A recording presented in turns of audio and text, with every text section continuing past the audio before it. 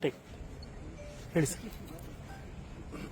ನೋಡಿ, ಸರ್ಕಾರಿ ಜಾಗವನ್ನ ನಮ್ಮ ದೊಡ್ಡಬಳ್ಳಾಪುರ ಗ್ರಾಮಾಂತರ ಡಿಸ್ಟಿಕ್ ಅಲ್ಲಿ ಅರೆಹಳ್ಳಿ ಗುಡ್ದಳ್ಳಿ ಗ್ರಾಮದಲ್ಲಿ ಸುಮಾರು 6 ಎಕರೆ ಜಾಗವನ್ನ, ಸರ್ಕಾರಿ ಗೋಮಾಳ ಜಾಗವನ್ನ ಒಬ್ಬ ತಹಶೀಲ್ದಾರರು ಮತ್ತೆ ಎಸಿ ಡಿಸಿ ಈ 3 ಜನ ನಾಲಾಯಕ ಅಧಿಕಾರಿಗಳು ಸೇರ್ಕೊಂಡು ಯಾರೋ ಒಬ್ಬ ಪ್ರಭಾವಿ ಡೆವಲಪರ್ಗೆ ಆರ್ಟಿಸಿಯನ್ನ ಕೂರಿಸಿದರು. ಏಕಾಏಕಿ ಖಾತೆಯನ್ನ ಕೂರಿಸೋದಕ್ಕೆ ಈ ನಾಲಾಯಕ ಅಧಿಕಾರಿಗಳಿಗೆ ಹಕ್ಕುಗಳನ್ನ ಕೊಟ್ಟವ್ರು ಯಾರು? ಲ್ಯಾಂಡ್ ರಿಫಾರ್ಮ್ಸ್ ಆಕ್ಟ್ ಅನ್ನ, ಲ್ಯಾಂಡ್ ರೆವಿನ್ಯೂ ಆಕ್ಟ್ ಅನ್ನ ಕ್ಲೀನ್ ಆಗಿ ಅರ್ಥೈಸಿಕೊಂಡು ನೀವು ಅಧಿಕಾರಕ್ಕೆ ಬಂದಿದ್ದೀರಾ? ಕಾನೂನುಗಳನ್ನ ತಿಳ್ಕೊಂಡಿದ್ದೀರಾ? ನೀವು ಯಾವ ಕೆಲಸವನ್ನ ನೀವು ಮಾಡ್ತಾ ಇದ್ದೀರಾ? ತಾಲೂಕ್ ಆಫೀಸಲ್ಲಿ ಕೂತ್ಕೊಂಡು ಆ ದನ ಕಾಯೋರ್ಗಿಂತ ಹೆಚ್ಚಿನದಾಗಿ ಅವ್ಯವಹಾರಗಳನ್ನ ಮಾಡ್ಕೊಂಡು ಕೂತಿದ್ದೀರಾ ನೀವು. ನಿಮ್ಗೆ ಆ KS ಪೋಸ್ಟಿಂಗ್ ಅದೇಂತಕ್ಕಂತ ಬಂದಿದ್ಯೋ, IAS ಅಧಿಕಾರಿಗಳಾಗಿ ಅದೇನ್ DC ಆಗಿ ಕೂತಿದ್ದೀರೋ, ಒಂದು ಚೂರಾರು ಮಾನ ಮರ್ಯಾದೆ ಅಂತ ಏನಾದ್ರು ಇದೆಯಂದ್ರೆ ನಿಮ್ಗೆ ಆ AC DCಗಳಿಗೆ, ನಮ್ಮ ದೊಡ್ಡಬಳ್ಳಾಪುರ ಗ್ರಾಮಾಂತರ AC DCಗಳಿಗೆ ನಾವು ಹೇಳುವಂತದ್ದು. ನೋಡಿ, ಇದು ನಮ್ಮ ದೊಡ್ಡಬಳ್ಳಾಪುರ ಗ್ರಾಮಾಂತರದಲ್ಲಿ ಸುಮಾರು 6 ಎಕರೆ ಜಾಗ ಇದೆ. ಏಕಾಏಕಿ ಒಬ್ಬ ಡೆವಲಪರ್ಗೆ RTCಯನ್ನ ಕೂರಿಸಿರೋದು, ಖಾತೆಯನ್ನ ಕೂರಿಸಿದ್ದಾರೆ. ಕಾನೂನು ಏನಾದ್ರು ತಿಳ್ಕೊಂಡಿದ್ದೀರಾ? ಯಾವುದೇ ಒಬ್ಬ ವ್ಯಕ್ತಿಗೆ ಪೊಸಿಷನ್ ಅಲ್ಲಿ ಸ್ವಾಧೀನದಲ್ಲಿ ಇರುವಂತ ವ್ಯಕ್ತಿಗೆ ಒಬ್ಬ ಖಾತೆಯನ್ನ ಕೂರಿಸಬೇಕು ಅಂದ್ರೆ ಕಾನೂನು ಏನ್ ಹೇಳುತ್ತೆ? ಲ್ಯಾಂಡ್ ರಿಫಾರ್ಮ್ಸ್ ಆಕ್ಟ್ ಏನೇನುತ್ತೆ? Land revenue act section 52, 53, 55 section ಏನನ್ನತ್ತೆ? ಏನ್ ತಿಳ್ಕೊಂಡಿದ್ದೀರಾ ನೀವು?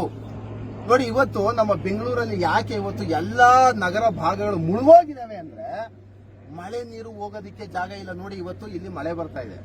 ಸರ್ಕಾರಿ ಜಾಗಗಳನ್ನ ಯಾಕೆ ಉಳಿಸ್ಕೋಬೇಕು? ಯಾಕೆ ಉಳಿಸ್ಕೋಬೇಕು? ನಮ್ಮ ಕೆರೆ ಕಾಲುವೆಗಳಿಗೆ, ಬಡ ಜನರಿಗೆ ನಿವೇಶನ ಹಂಚಿಕೆ ಮಾಡೋದಕ್ಕೆ, ಕೆರೆ ಕಟ್ಟುವೆ, ಆಮೇಲೆ ಸ್ಕೂಲು, ಕಾಲೇಜು, ಹಾಸ್ಟೆಲು, ಈ ತರ ಒಂದು ಧರ್ಮದರ್ಶನವಾಗಿ ಕೆಲಸಗಳನ್ನ ಮಾಡೋದಕ್ಕೆ ಸರ್ಕಾರಿ ಗೋಮಾಳ ಜಾಗಗಳು ಇರುವಂತದ್ದು. ಬಟ್ ಈ ನಾಲ್ಕು ಅಧಿಕಾರಿಗಳೇನ್ ಮಾಡ್ತಾವ್ರೆ? ಕೋಟಿ ಲಂಚವನ್ನ ಇಸ್ಕೊಂಡು, ಭ್ರಷ್ಟಾಚಾರವನ್ನ ಮಾಡ್ಕೊಂಡು, ಯಾವನೋ ಒಬ್ಬ ಡೆವಲಪರ್ಗೆ, ಅದು ಯಾವನೋ ಲೋಫರು, ಯಾವನೋ ನಮ್ಮ ದೊಡ್ಡಬಳ್ಳಾಪುರ ಬಿಜೆಪಿ ಅಧ್ಯಕ್ಷ ಅಂತೆ, ಬಿಜೆಪಿನೋ ಕಾಂಗ್ರೆಸ್ JDS ಯಾವನೋ ಒಬ್ಬ ನಾಲಾಯಕದ ಪಕ್ಷ ಸರ್ಕಾರಿ ಜಾಗವನ್ನ ನಿಮ್ಮ ಹೆಸರಿಗೆ ಬಳಸ್ಕೋಬೇಕು ಅಂದ್ರೆ ಎಷ್ಟು ತಾಕತ್ ಅವ್ರಿಗೆ? ಅದ್ ಎಷ್ಟು ಮಟ್ಟಿಗೆ ದುಡ್ಡನ್ನ ಕೊಟ್ಟಿ ತಹಶೀಲ್ದಾರರು ಮತ್ತು ಎಸಿಗಳನ್ನ ನೀವು ಕಬ್ಜಾ ಮಾಡ್ಕೊಂಡಿದ್ದೀರಾ? ಬಿಜೆಪಿ ಅಧ್ಯಕ್ಷ ಅಂತೆ, ಬಿಜೆಪಿ ಅಧ್ಯಕ್ಷ ಆಗ ಪಕ್ಕದಲ್ಲಿ ಲೇಔಟ್ ಮಾಡೋರಂತೆ, ಪಕ್ಕದಲ್ಲಿ ಸರ್ಕಾರಿ ಜಾಗ ಇತ್ತು ಒತ್ತುವರಿ ಮಾಡ್ಕೊಂಡ್ಬಿಟ್ರು. ನೋಡಿ, ಯಾವುದೇ ಒಬ್ಬ ವ್ಯಕ್ತಿ ನಮ್ಮ ಕರ್ನಾಟಕದ ಎಲ್ಲಾ ಭಾಗಗಳಲ್ಲೂ ನಾನು ಈ ಒಂದು ವಿವರಣೆಯನ್ನ ಕೊಡ್ತೀನಿ. ನಮ್ಮ ಗ್ರಾಮಾಂತರ ಭಾಗಗಳಲ್ಲಿ ನಮ್ಮ ಯಾವುದೋ ಒಂದು ರೂರಲ್ ಆಗಿರ್ಬೋದು, ಒಬ್ಬ ವ್ಯಕ್ತಿ 1930, 40, 50ರಿಂದ ಒಂದು 40-50 ವರ್ಷ ಪೊಸಿಷನ್ ಅಲ್ಲಿ ಇರ್ತಾರೆ. ಅವ್ರು ಏನ್ ಮಾಡಬೇಕು? ಸರ್ಕಾರಕ್ಕೆ ಒಂದು ಅಪ್ಲಿಕೇಶನ್ ಹಾಕಬೇಕು. ನಾವು 40-50 ವರ್ಷದಿಂದ ಪೊಸಿಷನ್ ಅಲ್ಲಿ ಇದೀವಿ, ನಮ್ಗೆ ಸರ್ಕಾರದಿಂದ ಯಾವುದೋ ಒಂದು ದಾಖಲಾತಿಗಳನ್ನ ಮಾಡ್ಕೊಟ್ಟಿಲ್ಲ, ಹಾಗಾಗಿ ನಮ್ಗೊಂದು ಸಾಗುವಳಿ ಚೀಟಿಯನ್ನ ಕೊಡಿ ಅಂತ ಮೊದಲು ಅಪ್ಲಿಕೇಶನ್ ಹಾಕಬೇಕು. ಅದನ್ನ ಪರಿಶೀಲನೆ ಮಾಡಿದ RI, VI, ತಹಶೀಲ್ದಾರ್ ಏನ್ ಮಾಡ್ತಾರೆ? ಬಂದು ಸ್ಪಾಟ್ ಮಜರ್ ಅನ್ನ ಮಾಡ್ಬೇಕು. ಫಸ್ಟ್ ಎಷ್ಟು ವರ್ಷದಿಂದ ಇದ್ದೀರಾ? ಅಕ್ಕಪಕ್ಕ ಚೆಕ್ ಬಂದಿಗೆಲ್ಲ ವಿಚಾರಿಸಬೇಕು. ಈ ಸ್ವಾಧೀನದಲ್ಲಿ ಬೆಳೆಯನ್ನ ಬೆಳೆಯುವಂತ ರೈತರು ಇದಾರ? ಇವರು ಬೆಳೆಯನ್ನ ಬೆಳೀತಾ ಇದ್ದಾರಾ? ಸುಮಾರು ಎಷ್ಟು ವರ್ಷದಿಂದ ಸ್ವಾಧೀನದಲ್ಲಿ ಇದ್ದಾರೆ ಇವರು? ಇದನ್ನೆಲ್ಲ ವಿಚಾರ ಮಾಡಬೇಕು. ಅಂತ ಅದಾದ್ಮೇಲೆ ಯಾವುದೇ ಒಂದು ಗ್ರಾಂಟ್ ಮಾಡಬೇಕು ಅಂದ್ರೆ ಗ್ರಾಂಟ್ ಕಮಿಟಿ ಇರುತ್ತೆ, ತಾಲೂಕು ಮಟ್ಟದ ಗ್ರಾಂಟ್ ಕಮಿಟಿ ಇರುತ್ತೆ, ಅದಕ್ಕೆ ಆದಂತ ಸದಸ್ಯರುಗಳು ಇರ್ತದೆ. ಅದಕ್ಕೆ MLA, ಒಬ್ಬ MLA ಅಂತ ನತದೃಷ್ಟ MLAಗಳನ್ನ ನಾವು ಪಡ್ಕೊಂಡಿರ್ತೀವಲ್ಲ, MLA ಅಧ್ಯಕ್ಷ ಆಗಿರ್ತಾನೆ.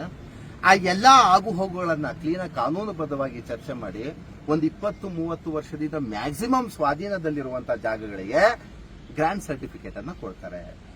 ಬಟ್ ಇಲ್ಲಿ ಏನಾಗ್ಬಿಟ್ಟಿದೆ ಅಂದ್ರೆ 95ರಲ್ಲಿ ಅವನು ಯಾವನು ಪುರುಷೋತ್ತಮ ಅಂತ RTCನಲ್ಲಿ ಬಂದಿದೆ, ಅವನಿಗೆ ಈಗ 35 ವರ್ಷ ಅಂತ, ಅಪ್ರಾಕ್ಸಿಮೇಟ್ ಒಂದು 35ರಿಂದ 40 ವರ್ಷ ಅಂತ ತಿಳ್ಕೊಳ್ಳಿ. 95ರಲ್ಲಿ ಇವರು RTC ಕೂರಿಸಿದಾರ, ಅವನಿಗೆ ಏನು ಮೈನರ್ ಒಂದು 9ರಿಂದ 10 ವರ್ಷ ಅಂತ ತಿಳ್ಕೊಳ್ಳಿ, ಒಂದು 8ರಿಂದ 10 ವರ್ಷ ಅಪ್ರಾಕ್ಸಿಮೇಟ್ ಬರುತ್ತೆ. ಮೈನರ್ಗೆ ಒಬ್ಬ ಅಪ್ರಾಪ್ತ ವಯಸ್ಸನವನಿಗೆ ಒಂದು ಲ್ಯಾಂಡ್ ರಿಫಾರ್ಮ್ಸ್ ಆಕ್ಟ್ ಅಲ್ಲಿ ಪ್ರಾವಿಷನ್ಸ್ ಇದೆಯಾ? ಒಬ್ಬ ಮೈನರ್ಗೆ ಗ್ರಾಂಟ್ ಮಾಡೋದಕ್ಕೆ ಯಾವನಿಗೆ ಅಧಿಕಾರ ಕೊಟ್ಟಿದ್ದು? ಎಲ್ಲಿದೆ ಕಾನೂನು? ಎಲ್ಲಿದೆ? ಒಬ್ಬ ಮೈನರ್ಗೆ ಸರ್ಕಾರದ ಅಧಿಕೃತ ಪ್ರಾಧಿಕಾರಗಳಲ್ಲಿ ಒಂದು ಸಿಗ್ನೇಚರ್ ಹಾಕುವಂತ ಅಧಿಕಾರ ಕಾನೂನು ಕೊಟ್ಟೇ ಇಲ್ಲ. ಸಂವಿಧಾನದಲ್ಲಿ ಯಾವ ಅಂಗಮಗಳು ಹೇಳಿಲ್ಲ. ಒಬ್ಬ ಮೈನರ್ಗೆ 1 ಎಕರೆ 20 ಗುಂಟೆ ರೋಡ್ ಸೈಡ್ ಸರ್ಕಾರಿ ಗೋಮಾಳ ಜಾಗವನ್ನು ಅಲಾಟ್ಮೆಂಟ್ ಮಾಡ್ತಾರೆ ಇವರು ಅಂದ್ರೆ ಎಷ್ಟು ಮಟ್ಟಿಗೆ ದುಡ್ಡು ತಿಂದಿಲ್ಲ ಇವರು? ಇವರೆಲ್ಲ BDA ಕಾಂಗ್ರೆಸ್ಗಳ ಅಪಾರ್ಟ್ಮೆಂಟ್ ಕಟ್ಟಿಸ್ಕೊಳ್ಳೋದು, ಅವನು ಯಾವನು ಇಲ್ಲವರಂತೆ. RI, VAಗಳೆಲ್ಲ 100/100 ಮನೆ ಕಟ್ಟಿಸ್ಕೊಳ್ಳುವಂತದ್ದು ಎಲ್ಲಿಂದ ಬರುತ್ತೆ? 30,000, 40,000, 60,000 ಸಂಬಳಗಳು ತಗೊಂಡು 3 ಪ್ಲೆಕ್ಸ್ಗಳು ಕಟ್ಟಿಸ್ಕೊಳ್ಳೋದು ಎಲ್ಲ conversion DC conversion layout approval ಇರೋ ಸೂಪರ್ ಆಗಿ ತಗೋತಾರೆ. ಎಲ್ಲಿಂದ ಬಂತು ದುಡ್ಡು? ಆ ಲೋಫರ್ಗಳಿಗೆಲ್ಲ ದುಡ್ಡು ಬರೋದು ಈ ತರ ಬೇನಾಮಿ ಆಸ್ತಿಗಳನ್ನ ಬೇರೆಯವ್ರ ಹೆಸರಿಗೆ ಟ್ರಾನ್ಸ್ಫರ್ ಮಾಡಿ ಇಲ್ಲಿಗಲ್ ಡಾಕ್ಯುಮೆಂಟ್ಸ್ ಅನ್ನ ಮಾಡಿ ಅದೇನು RTC ಒಂದು ಕ್ರಿಯೇಟ್ ಮಾಡೋದು ನಮ್ಮ ತಹಶೀಲ್ದಾರ್ಗೆ ನಮ್ಮ VAಗೆ ಒಂದು ದೊಡ್ಡ ವಿಚಾರ ಇಲ್ಲ. ಕೇಸ್ ವರ್ಕರ್ಗೆ ಏನೊಂದು ಪೇಪರ್ ತಗೋತಾರೆ, 4 ಜನದ ಹೆಸರು ಸೇರಿಸ್ಬಿಡ್ತಾರೆ. ಆ ಮಧ್ಯದಲ್ಲಿ ಯಾವ್ದೋ 90ನಲ್ಲಿ ಒಂದು RTC ತಗೊಂಡು ಒಂದು ರೂಪಾಯಿ ಕೊಟ್ಟರು ಒಂದು ಪೇಪರ್ ಬರ್ತದೆ, ಬರೆದು ಬಿಡ್ತಾರೆ, ಸೀಲು ಸಿಗ್ನೇಚರ್ ಹಾಕ್ಬಿಡ್ತಾರೆ, ಇಲ್ಲೊಂದು 5 ಕೋಟಿ ಲಂಚ ಇಸ್ಕೊಬಿಡ್ತಾರೆ. ಸರ್ಕಾರ ಇವತ್ತು ಸರ್ಕಾರದ ಜಾಗ ಇದು, ಕಮ್ಮಿ ಅಂದ್ರೆ 40-50 ಕೋಟಿಗೆ ಹೋಗುತ್ತೆ ವ್ಯಾಲ್ಯೂಯೇಷನ್ ಇದು ಅಂತ ಡೆವಲಪರ್ಸ್ಗೆ, ರಿಯಲ್ ಎಸ್ಟೇಟ್ ಮೋಸಗಾರರಿಗೆ ನೀವು 6 ಎಕರೆನ ಬರ್ದಿ ಡಾಕ್ಯುಮೆಂಟ್ಸ್ ಕೂರಿಸಿದ್ದೀರಾ ಅಂದ್ರೆ ಇಲ್ಲಿ ಸ್ಥಳೀಯ ಜನರು ಯಾರು ಇರ್ಲಿಲ್ವಾ? ನಮ್ಮ ಪ್ರಶ್ನೆ, ಕಾನೂನು ಲ್ಯಾಂಡ್ ರಿಫಾರ್ಮ್ಸ್ ಆಕ್ಟ್ ಏನ್ ಹೇಳುತ್ತೆ ಅಂದ್ರೆ, ಒಂದು ಜಾಗ ಇತ್ತು ಅಂದ್ರೆ ಆ ಊರಿನ ಗ್ರಾಮದ ಜನರಿಗೆ, ಜನರು ಯಾರು ಇರ್ತಾರೆ, ಸೈಟ್ ಇರಲ್ಲ, ಅಕಸ್ಮಾತ್ ಬಡವರು ಇರ್ತಾರೆ, ಬಗ್ರಿ ಅಂತವ್ರಿಗೆ 20-30 ಸೈಟ್, 30-40, 15-20 ಜಾಗಗಳನ್ನಾಗಿ ಅವ್ರಿಗೆ ನಿವೇಶನಗಳನ್ನಾಗಿ ಕೊಡಿ ಅಂತ ಜಿಲ್ಲಾ ಪಂಚಾಯತ್ ಆಗಿರ್ಬೋದು, MLA ಆಗಿರ್ಬೋದು, TPಯಲ್ಲಿ ನಾವೇನು ಹಕ್ಕು ಪತ್ರಗಳು ಮಾಡ್ಕೊಡ್ತೀವ ಅದಕ್ಕೆ ಕಾನೂನು ಇರುವಂತದ್ದು. ಇವರು ಏಕಾಏಕಿ ಎಲ್ಲೋ ಇರತ್ತಂತೆ, ಚಿಕ್ಕಬಳ್ಳಾಪುರದಲ್ಲೆಲ್ಲ ಇರೋದಂತವ್ರು, ಈ ಊರವರೇ ಅಲ್ವಂತೆ. ಅವ್ನು ನೋಡಿದ್ರೆ ಮೈನಲ್ಲಿ ಯಾರೋ ಪುರುಷೋತ್ತಮ ಕೂಡ ಅವ್ನು ಯಾವನು ಲೋಫರು ಮೈನರ್ ಅವನು, ಇಲ್ಲಿ ಬಂದು ಎಷ್ಟೋ 2 ಕೋಟಿ 3 ಕೋಟಿ 5 ಕೋಟಿ ಲಂಚ ಕೊಟ್ಟವ್ರಂತೆ 6 ಎಕರೆ ಗ್ರಾಂಟ್ ಮಾಡಿ ಇಟ್ಟಿದ್ದಾರೆ. ಅವ್ನು ಯಾವನವನು ನಾಲ್ಕು ಅವನು ಲೋಫರ್ಗೆ, ತಹಶೀಲ್ದಾರ್ಗಳಿಗೆ, ಆ AC ಗಳಿಗೆ DC ಗಳಿಗೆ ನಿಮ್ಗೇನಾದ್ರು ಒಂದು ಸ್ವಲ್ಪ ಮಾನ ಮರ್ಯಾದೆ ಏನಾದ್ರು ಇದ್ರೆ ಫಸ್ಟ್ ಇದನ್ನ ಡಾಕ್ಯುಮೆಂಟ್ಸ್ ಇವತ್ತು ಏನು ಇವರು ಸಂಘಟನೆಯವರು, ನಮ್ಮ ಭಾಗದಲ್ಲಿರೋರು, ಇವರು ಲೋಕಲ್ಸ್, ಇವರು ಸರ್ಕಾರಿ ಜಾಗವನ್ನು ಉಳಿವಿಕೆಗೋಸ್ಕರ ಅವರೇನು ಹೋರಾಟ ಮಾಡ್ತಿದ್ದಾರೆ. ಇಲ್ಲಿನ ಈ ಸುತ್ತಮುತ್ತಲ ಗ್ರಾಮದಲ್ಲಿರೋರಿಗೆ ಮನೆಗಳಿಲ್ಲ ರೀ, ಮನೆಗಳಿಲ್ಲ.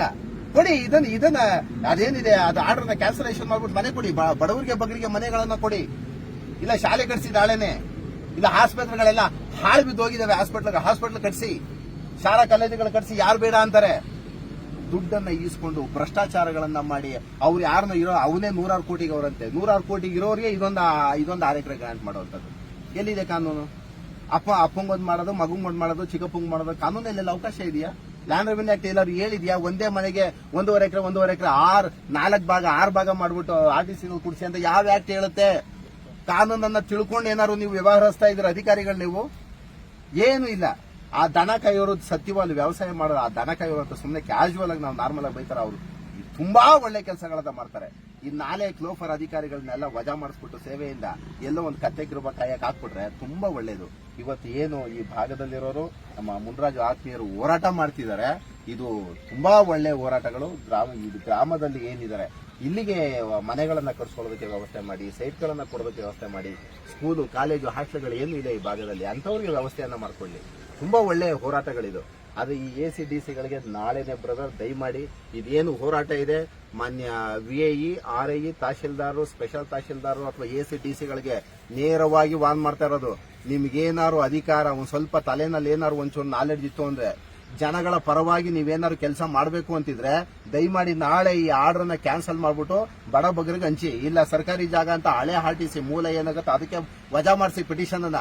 ಅದು ಬಿಟ್ಟು ನಿಮ್ಮ ದುರಾಂಕಾರ, ಅವ್ರು ಯಾರ ಹತ್ರ ದುಡ್ಡು ಇಸ್ಕೊಳ್ಳೋದು, ಫಿಕ್ಸ್ ಆಗೋದು, ಭ್ರಷ್ಟಾಚಾರ ಮಾಡ್ಕೊಳ್ಳೋದು, ನೀವು ಅಲ್ಲೆಲ್ಲೋ ಆಲ್ಟರ್ನೇಟಿವ್ ಸೈಟ್ ತಗೊಳ್ಳೋದಕ್ಕೆ ಇಲ್ಲೊಂದು ಜಾಗವನ್ನು ವ್ಯವಸ್ಥಿತವಾಗಿ ಮಾಡಿಸ್ಕೊಳ್ಳೋದು, ಡಾಕ್ಯುಮೆಂಟ್ಸ್ ನ ಕ್ರಿಯೇಟ್ ಮಾಡುವಂತದ್ದು, ಇದೆಲ್ಲ ಸರಿ ಬರಲ್ಲ.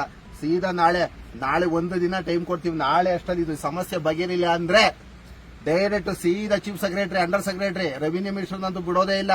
ದಯಮಾಡಿ ಇದು ಏನು ಅರೇಳಿ ಗುಡದಲ್ಲಿ ಸರ್ವೆ ನಂಬರ್ 57 6 ಎಕರೆ ಅಲಾಟ್ಮೆಂಟ್ ಆಗಿದೆ, ಇಲ್ಲಿಗಲ್ ಆಗಿ RTC ಕುಣಿಸ್ಕೊಂಡಿದ್ದೀರಾ, ಇಲ್ಲಿಗಲ್ ಆಗಿ ಡಾಕ್ಯುಮೆಂಟ್ಸ್ ನ ಕ್ರಿಯೇಟ್ ಮಾಡ್ಕೊಂಡಿದ್ದೀರಾ.